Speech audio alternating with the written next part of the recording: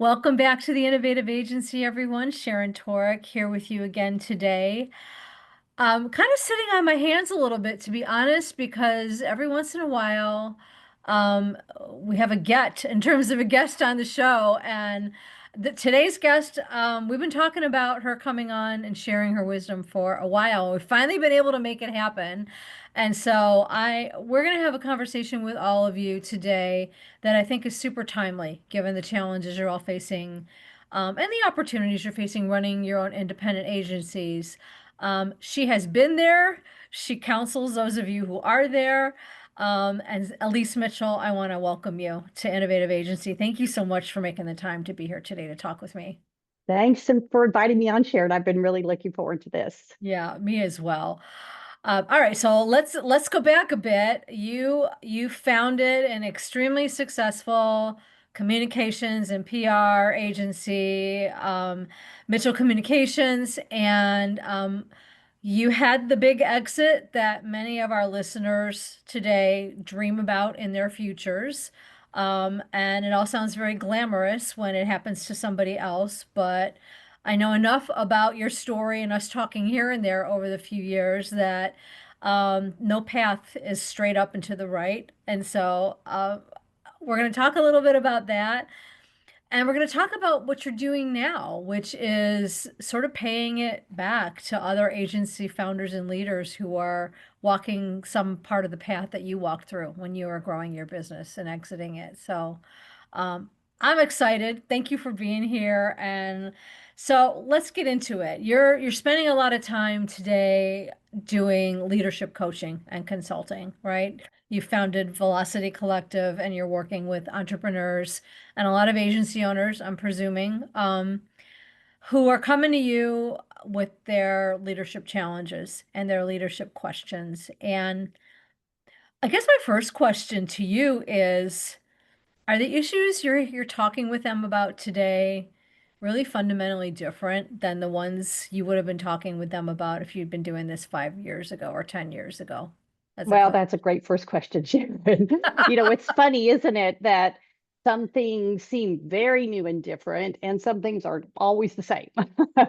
And so I'm constantly amazed, first of all, at the grit and determination and resiliency of agency leaders today. There are many times I think to myself, "Oh my goodness, I'm so glad I'm not leading an agency in today's environment." But if then, of course, if people looked back, when I was building Mitchell, we went through all kinds of crazy things, the Great Recession, and just all kinds of nutty times.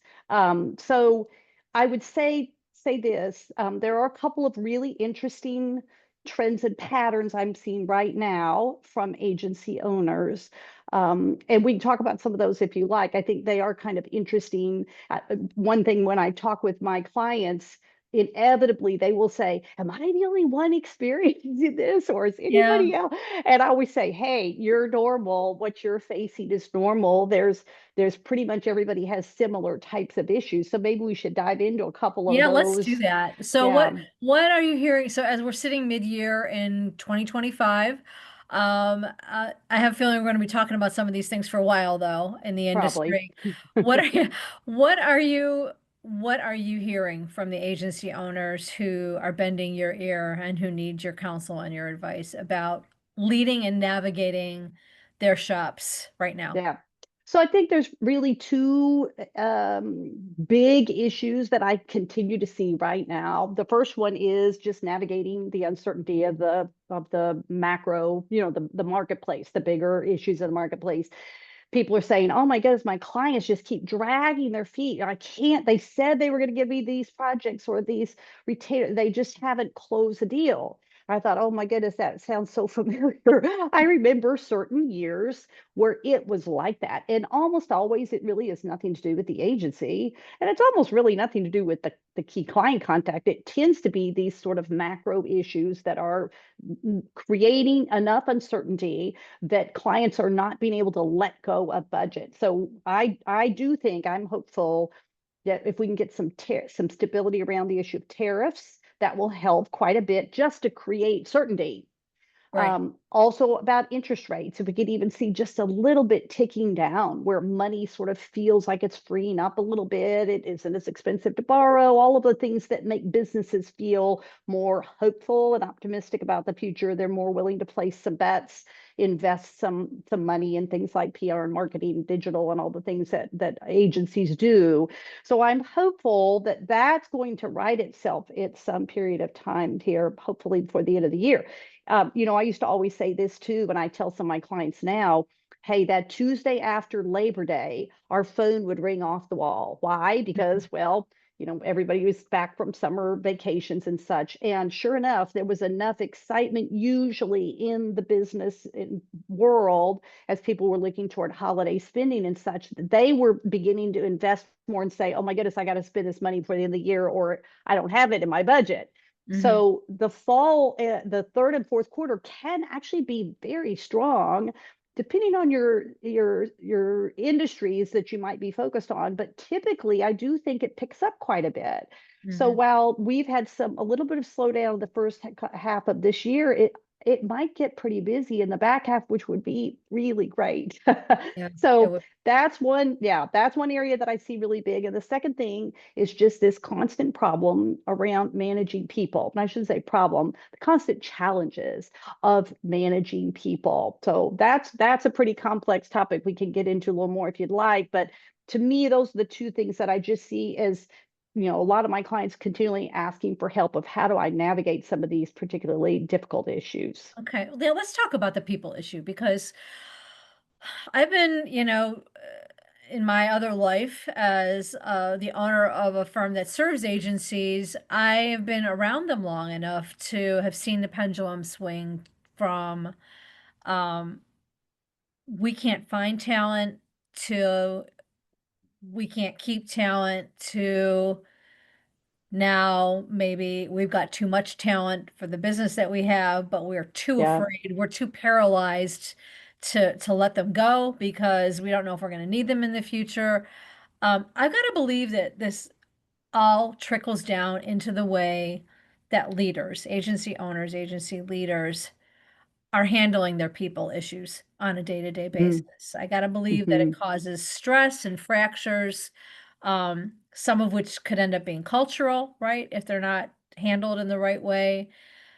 So, I mean, what do you think? I don't know how to ask this exactly, but I guess what I would ask is, what's the low-hanging fruit here in terms Mm-hmm. of how leaders show up for their teams right now when the environment's uncertain, but also the stability of the agency itself might not be that strong at the moment. I agree. I think how leaders show up is a key factor in this because there will always be times of uncertainty in our businesses. That's just the way agencies, they kind of cyclical. They're great and then they suffer, great. So it just seems like it's always this constant cycle of, not really sure what's coming, but having to try to create some sense of stability within the team. My view on this, way I'm counseling my clients now is show up and talk to your people frequently, do town halls or check-ins, and just tell them what is the most that you have chosen to share, because certainly you don't share everything, but Yeah. tell them how things are going. Try to be consistent, saying, here's how revenue's going, here's what we're hearing from clients, here's some of the headwinds we're facing, here's some of the opportunities. So sort of a balanced review of where things are helps people have some confidence, which is, hey, Sharon's going to tell me what it really is like. I'm going to have a pretty good idea of how things are and what to expect. And I also say not only tell them as much as you can with some cadence, regular cadence, but also it's okay to say you don't know. Say, Hmm. I wish I could tell you more, but I don't have all the information. We can't really tell, but I will tell you when I do find out. And that way people feel like you're being honest and forthcoming with the information that you have. And they don't expect you to have a crystal ball because nobody's got that. So what I like about this is it feels like you're kind of level setting with your team. They feel that they can trust you to tell you what is. You're not sugarcoating things, but you're Hmm. also not being too negative or being overly optimistic. You're trying to strike that balance of being realistic about the business.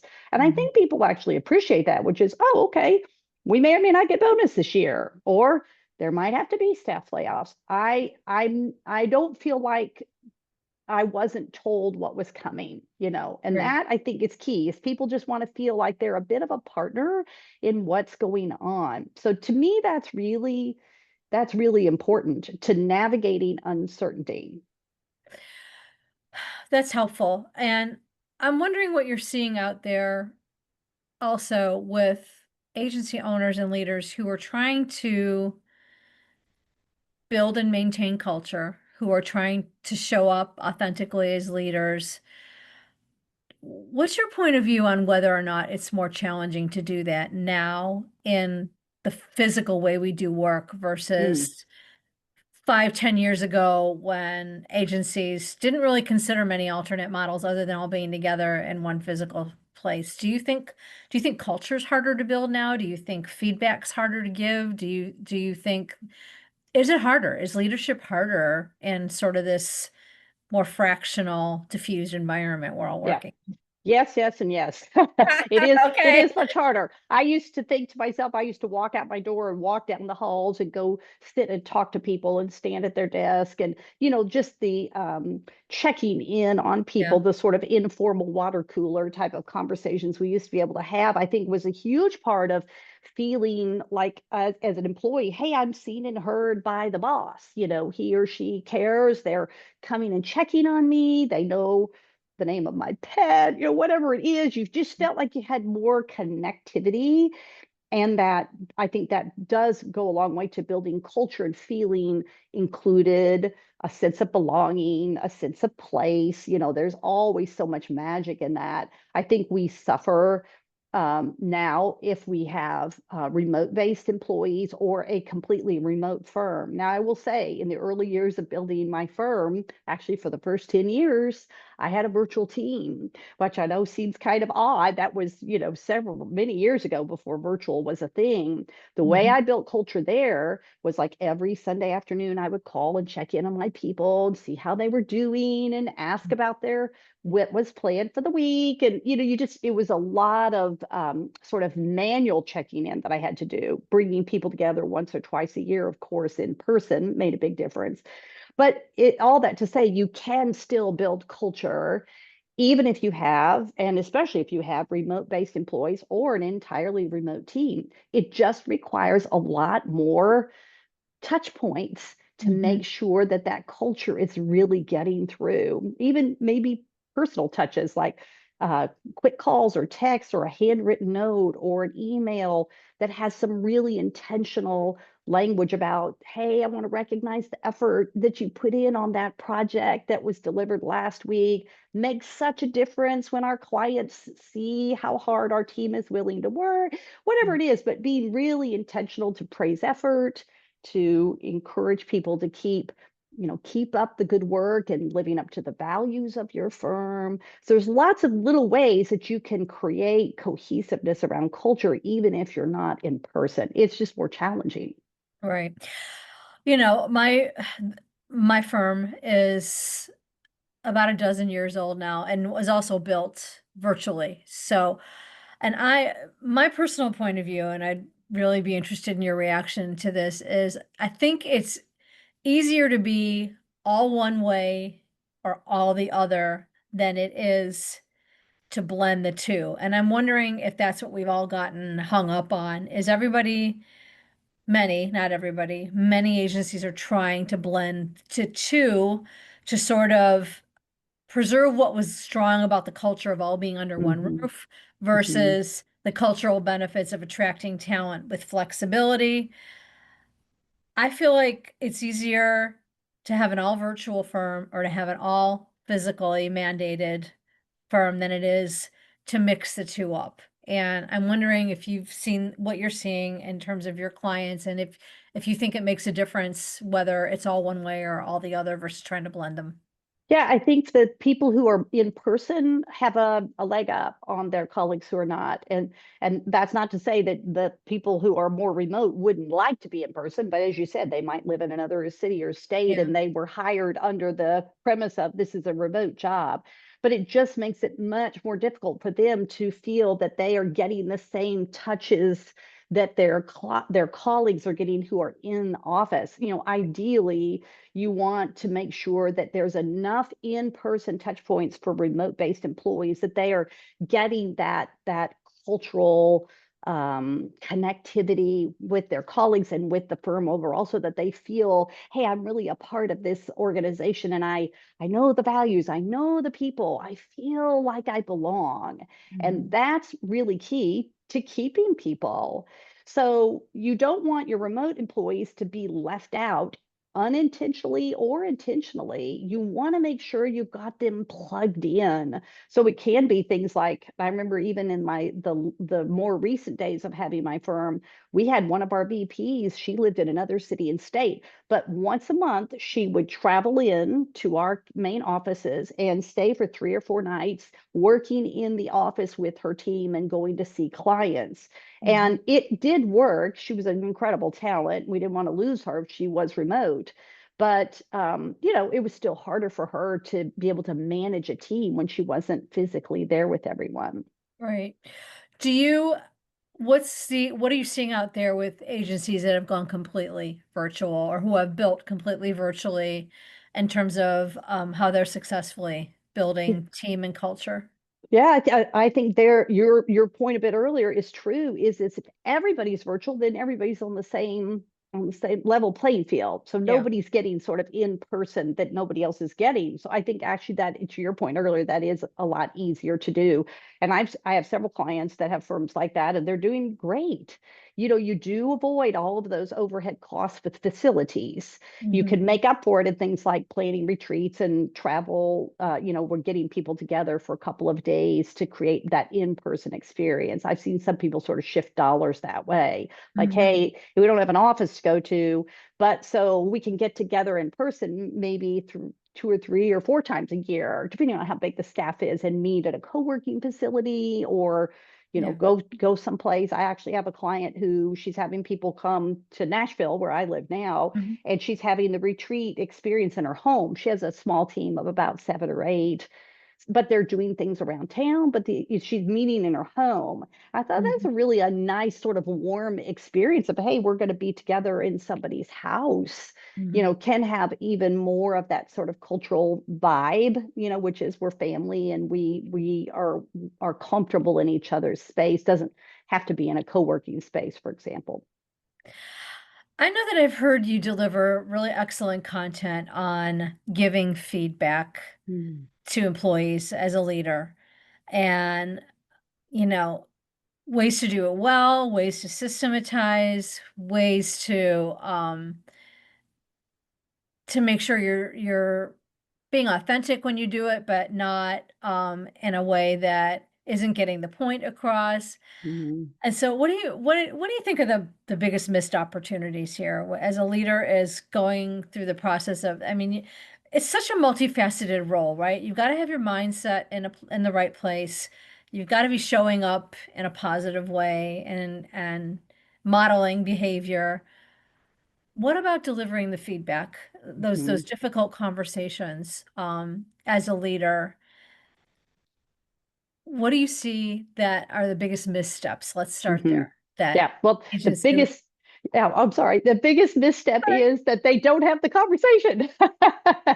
That is, Yep. yeah, that's the biggest misstep, is that people will just say, well, if I don't, A, I don't know how to say it. B, I'm afraid of this person's reaction when I say what I need to say. And C, maybe if I don't say something, it will just all go away. I'm like, well, you can do that, but that's really not the most effective way to do it. And it's not as hard as people think it is. So let me give you a tip to listeners here. Yeah. If they struggle with this, which I think we all do, is there is a 3-step model of giving feedback that is really a terrific framework. It's called the SBI, S for situation, B for behavior, I for impact. And I always say there's a bonus I, which is what was your intention? But the SBI model of giving feedback, people could Google it and see it. I think it was created by the Center for Creative Leadership, but it's a simple model. And it basically says you anchor your feedback in this situation, a time and place, which you yesterday during the client call. So it's not just, oh, you always do this. It's no, yesterday in the client call, something specific happened. So the behavior is you turned your camera off, you didn't engage, you jumped off the call early. You know, what's the observable behavior that you actually saw? So it's not a judgment of, well, I think this or that. It's, hey, no, I saw this happen. It was observable behavior. And then what was the impact of that? To say, after you left, the client asked if something was wrong with you because you normally are very engaged in the call. So Mhm. then let's talk about that. Tell me what was going on for you in that situation. Hey, what's a better way for us to handle that? If you need to jump off the call, text me, send me a private note in chat, let me know what's going on. So I could say, hey, if you need to jump off the call to deal with, what's going on with your whatever, a sick child or something's happened suddenly, no problem. I'll take it from here. But you Mhm. can't just duck off the call without explaining because the client then was confused and, a little bit hurt. So Right. you talk it through with the individual because a lot of times the individual then say, oh my goodness, I did not realize the impact of my behavior. I just thought it'd be okay for me to jump off the call. I didn't think the client would even notice. Mhm. Often we are not aware or have an appreciation for how much we do impact other people. So using that model allows you to be a little less judgmental, a little more factual, and leaning in with curiosity to say, hey, tell me what's going on for you there. That doesn't seem like you. You're normally very engaged. Is something, is there an underlying issue that it would Mhm. help if we talk about it? And Okay. that's an excellent way to get into a conversation with an employee who a lot of times will say, well, I'm glad you brought it up, but I didn't really know how to say this, but I'm struggling with something at home or whatever. So it opens the door for safety and conversation to talk about maybe these underlying issues that are driving some sort of negative behavior that we don't want to see in the workplace. And that seems like a technique that require a fair amount of immediacy, right? Like right after the situation happens, so not something you should be sitting on for a week or 2 weeks or Right. Yeah. Right. Don't wait for the annual review to say, back in February. Although, similar to that, Sharon. So that's like, oh, hey, I'm checking in with you because I saw something I observed. The other time that I work with a lot of agency leaders on is there is a pattern of bad behavior or undesirable behavior. How do I talk about a pattern of behavior? And this is where I think, and I created a template for this because I just had so many clients ask about it. So I don't want to really put something on a pip, but I'm kind of getting there. And yeah. so I created a template where you could actually put together your thoughts of how do I talk to this person about a pattern of what I have seen and ask the right types of questions around the pattern, but then have some pretty clear expectations of, hey, this is sort of the current reality, the pattern I'm seeing. Hmm. This is the desired future reality, which this is just good standard coaching behavior. What Right. I'm showing you now is, hey, here's current reality. Here's desired future reality. How do we close that gap? Hmm. How do we get there? I would like to see you showing up more like this and being specific with some examples of new behaviors that you want to see, even putting down a couple of key metrics, like how are we going to measure progress from here going forward for, say, the next 90 days? How are we going to know for sure, hey, you're moving the needle, you're getting to where you need to go to show up in the way that I'd like to see? So simple ways of sort of organizing your thoughts and going into those conversations, I think gives you a lot more confidence as a leader. And on the receiving end, I think employees are a lot more open to it because it's kind of all black and white. Yeah. You didn't come in judging them. You didn't come in sort of, sugarcoating or pussyfooting around about, well, I'm kind of seeing that. Like you're being pretty straightforward and honest, but kind and clear, and setting some clarity around expectations. So then you are able to actually hold people accountable for moving the needle and changing. Yeah, well, and what I like about that is the difference between it and a performance improvement situation is that you are not dictating any particular outcome at the time you're sort of doing the coaching. Whereas with the performance improvement plan, it's you must do this, this, and this, and the Or, consequences are pretty, yeah, are right, pretty clear. right. Uh, Yeah, yeah, I yeah. and so I imagine you've got to go into that with like a pre-established mindset around what the metrics are you're going to use and when you're going to Yes. revisit the conversation. Yes. And that's what in this template, I sort of put all that together for people where you could say, current reality, future reality, what are the key metrics? And to your point, what are going to be our check-ins? You can't just throw somebody out there and say, okay, good luck. You have to Yeah. say, when are we going to check in? And how are we going to be able to track and measure your progress, which is fair to the employee who's like, oh, thank goodness, I need your help. I need some coaching. Would you give me some feedback when you see me trying this? And so Mhm. it's that coaching, showing up as a coaching leader. So back to your earlier question, how do leaders need to show up? I always say, put on your coaching leadership hat when it comes to your people, the best that you can to try to help them make progress, especially younger generations that struggled a bit they weren't in the workplace during COVID. We had all these lockdowns happening. A lot of the younger professionals, they don't always know what is No. appropriate, but yeah, and it's okay. Let me help you. Let me show you. Let me give you some clear idea. And let me give you some feedback as you are working to improve is really I think the best way to get people performing at a level we need them to perform. And then, like you said, if think of this as the pre-PIP, but then if I have to get to PIP, then I could say to myself, I really did my best to coach somebody and Mm, to help them get there, but maybe they just didn't have it in them to want to get to where I needed them to be. yeah. I want to pull out a thread of what you just said a couple seconds ago about talent who came up during pandemic times, because I think this is something we're underestimating the impact of in our client industry in the agency world. It's reliant upon a lot of young talent, right? Many of whom started out in the work world or were just about ready to accelerate in it when the pandemic hit, and all of a sudden there weren't those opportunities for mentoring or laser coaching or any of those quick fix sort of course correction things that leaders can do with behaviors when you're in the moment.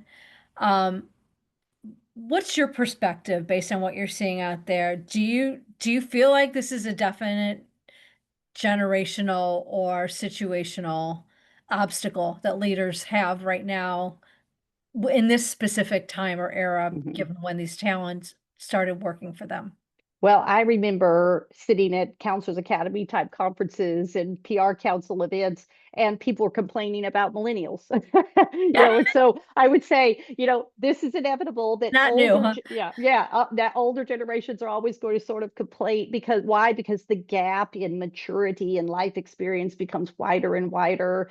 The younger or the older our teams become from each other. So I would say it's nothing new under the sun when it comes to intergenerational conflict. But I do think the Gen Z group that has come into the workplace now had a particularly difficult time getting going because many of them were in college or had just entered the workforce when lockdown happened. So they missed a lot of that in-person interaction that we were talking about a little bit sooner. I think that's hurt them. I've actually worked with some agencies. I had one agency owner one time, she said, well, two different people asked me this. Would you do, like I was doing executive presence training or something with them. And she said, could you actually throw in a module on business etiquette? She said, I'll take my team to a chamber of commerce or a networking event. And she said, they all glom together over in a corner.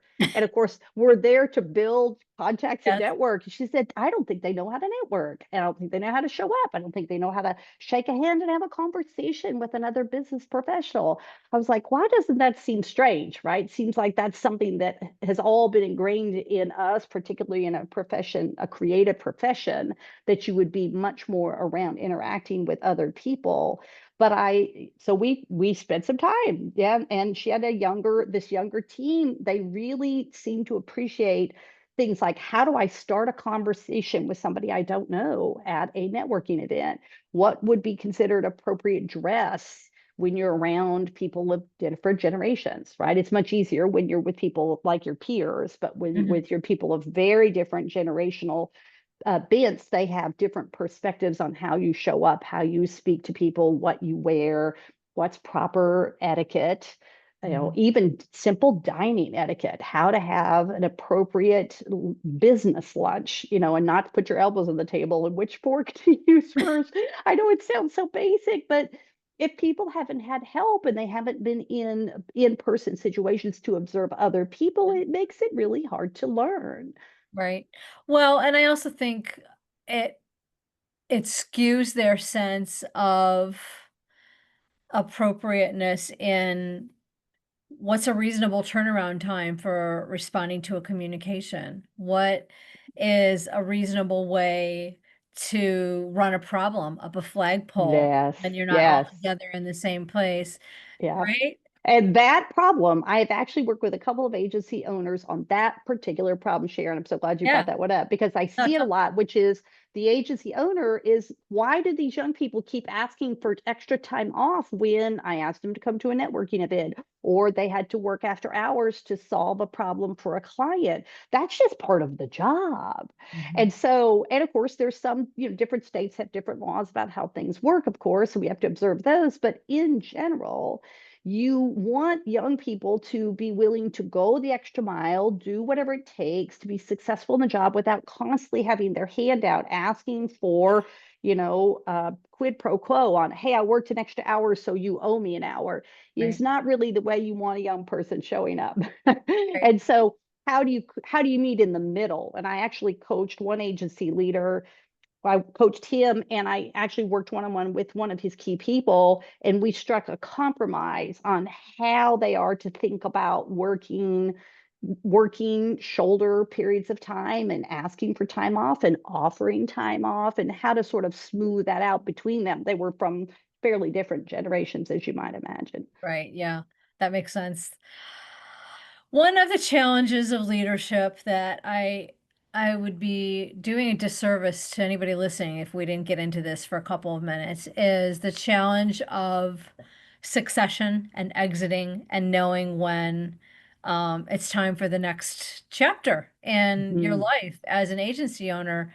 And you've walked this walk and actually walked it fairly recently after building a really big agency and selling it. And so now that you are onto doing a bunch of different things in your professional life post agency ownership, and you've had a chance to sort of reflect back on the experience of deciding it was time to transition, going through the process of figuring out how to do it.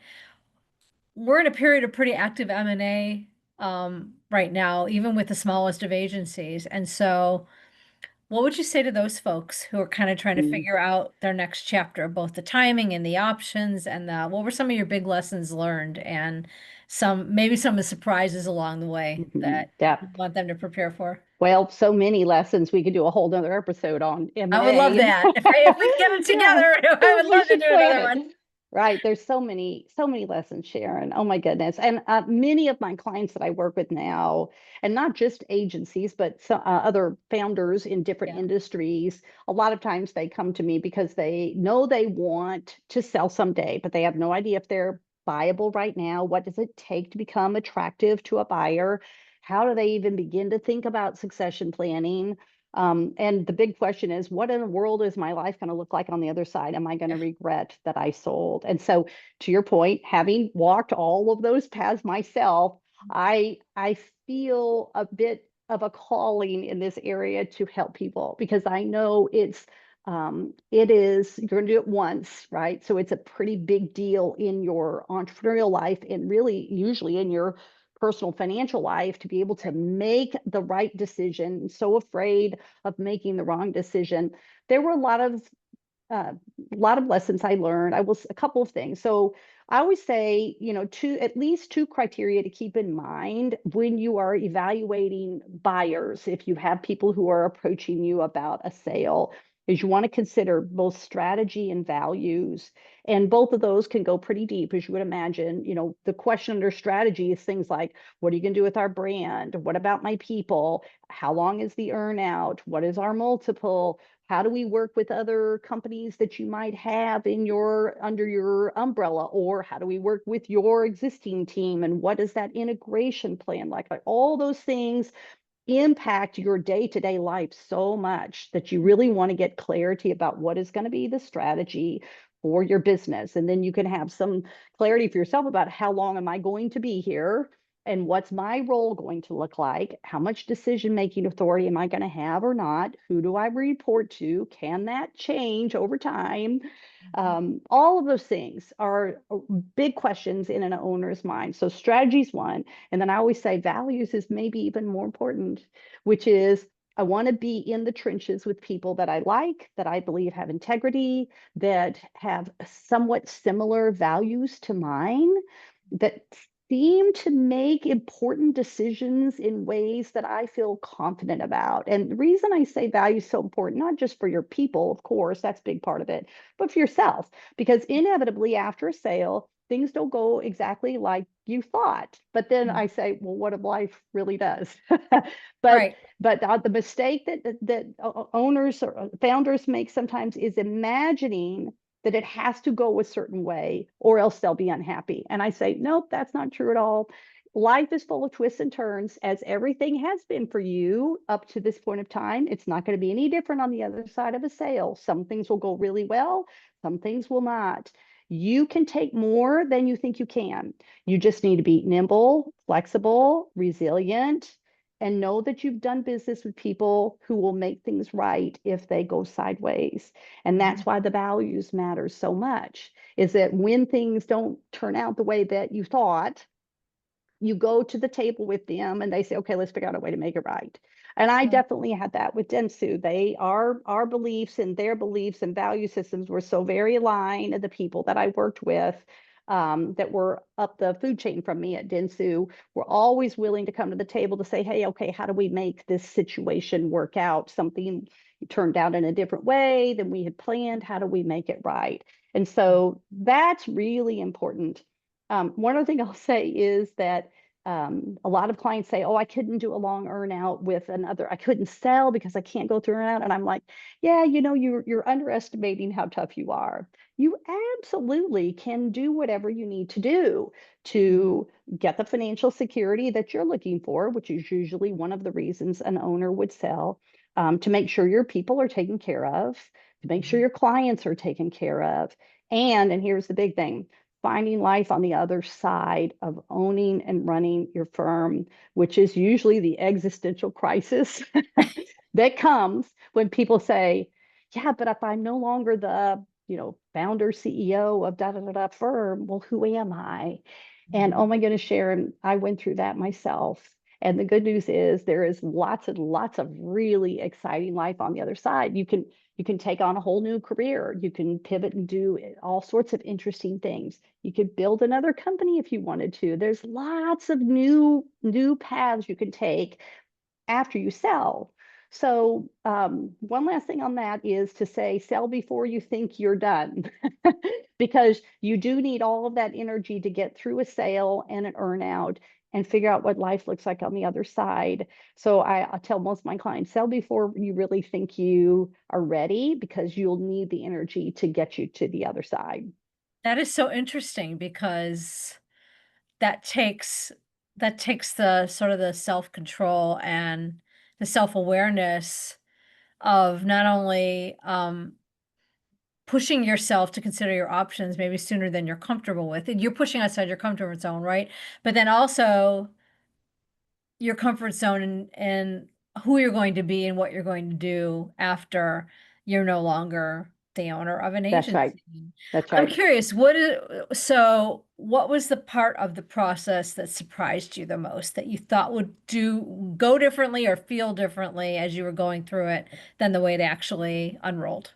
Well, gosh, there's many things there. I'll just give one or two. So I didn't realize how much upside there would be for myself and my team in terms of playing on a bigger stage. I thought and knew we would be. We were going from doing national work to then all of a sudden we were doing international work. We were working with different agencies and agency partners within the Dentsu world all over the world. Hmm. And it had a way of all of us lifting our game a little bit more, and we thought we, kind of had it all figured out, which of course is so silly. When you're independent, you don't really know any different. But when Hmm. you become a part of something bigger, all of a sudden you're like, oh, now I get what it means to have resources and do big international pitches and really stand up against your colleagues who are doing incredible work in other spaces and really show up well. It's just a different level of playing. And all of us lifted our game pretty quickly when we realized that the world we had stepped into. So that was actually great. And I didn't realize it would be such a dramatic change there. Hmm. What was challenging was feeling just that you lose control over making all the decisions. I still made a lot of decisions, but there were some decisions that I was told what to do. And I was Yeah. like, well, wait a minute, you can't tell me. And I was like, oh, yes, of course they can tell me because guess what? It's not my firm anymore. And Yeah. I had to keep telling myself, Elise, it's not your agency anymore. It's theirs.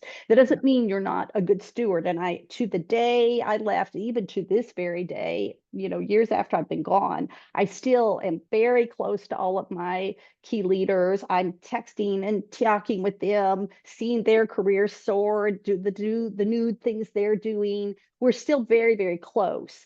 And I think that to me is the most gratifying part is that I really tried to be a good steward for them and their careers as well, and certainly for their financial gain, to the point where when I had maybe personal disappointments of things that I didn't weren't coming to fruition from what I thought, Mhm. wanted to set those aside to say, yes, but I'm in it for my people too, not just for myself. And I want Mhm. to do what's right and best for the company, what's right and best for our clients, and what's right and best for my people. I want them to be successful in all of this. And I will say that was maybe one of the biggest lessons I got as a leader is the real,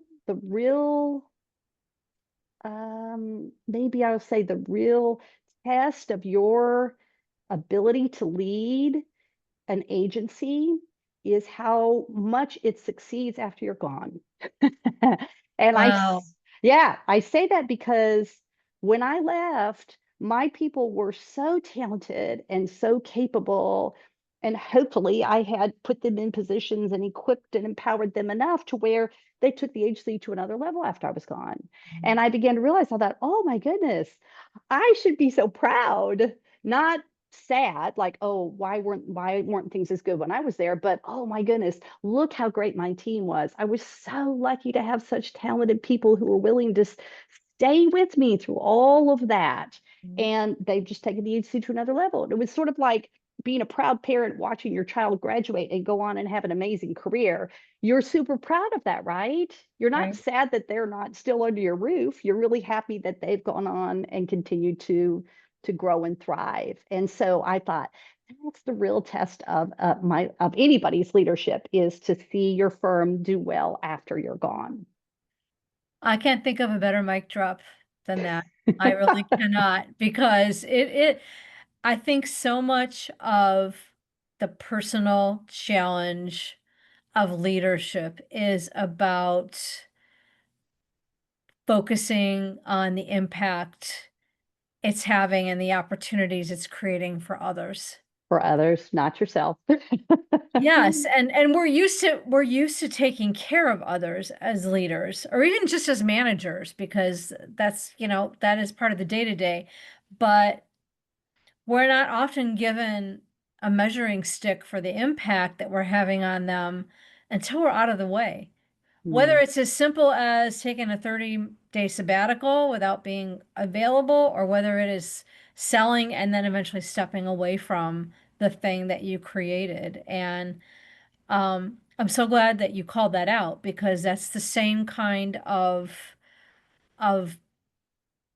energy they need from you, whether you're steering them through a performance problem or whether you are steering the agency through a business development dry spell or whatever it might be.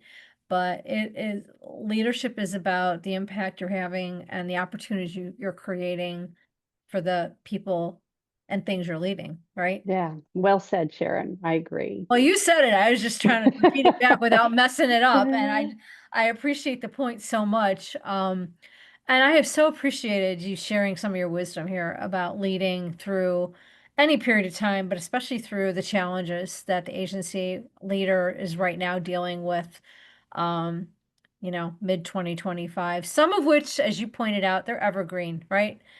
Guys, these are going to be the same things you're managing 5 years from now. And some of them are truly situational, given where we are with technology and the economy and everything. So, Elise Mitchell, I am so grateful to you for spending your time and sharing your wisdom. And I would love it if you would share how agency leaders who might benefit from your expertise and your coaching could best reach out to you and learn more about what you're doing now.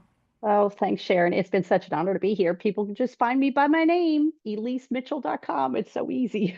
Elise with an Just, I, yeah, E-L-I. yeah, Elise Mitchell.com, elisemitchell.com. It's easy to find me, or on LinkedIn too, of course. Always fabulous to talk to you. I'm so grateful we had a chance to do this and at length. So I hope that all of you listening had a great experience too, learning from Elise, and we will look forward to talking to all of you in our next episode. So until then, everybody stay well. Take care.